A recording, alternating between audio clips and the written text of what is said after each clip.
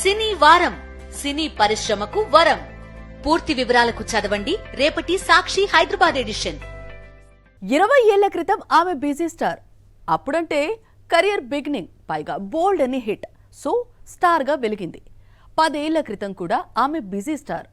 అప్పుడు కూడా సేమ్, కానీ ఇప్పుడు కూడా బిజీగా ఉండటం, పైగా 20 ఏళ్ల క్రితం ఎన్నైతే చిత్రాలు చేసిందో అన్ని సినిమాలతో కలకలలాడిపోవటం చాలా అరుదనుకుంటా. 2005లో త్రిష కెరీర్ బిగినింగ్ ఫేజ్ లో ఉంది. అయితేనేం తమిళంలో తిరుపాచి, 6 లాంటి హిట్స్, ఇటు తెలుగులో నువ్వొస్తానంటే నేనొద్దంటానా, అతడు లాంటి హిట్స్ తో కెరీర్ లో పీక్స్ లో ఉంది. 2005 టు 2015 కు వద్దాం. ఇప్పుడు కూడా త్రిష సేమ్ ఫేజ్ ను కంటిన్యూ చేసింది. తమిళంలో ఎన్నై ఆరిందాల్, తూంగవనం, తెలుగులో లయన్ లాంటి మూవీస్ చేస్తూ బిజీగా కనిపించింది. 2005 టు 2015, 2015 టు 2025 అంటే 20 ఏళ్లు.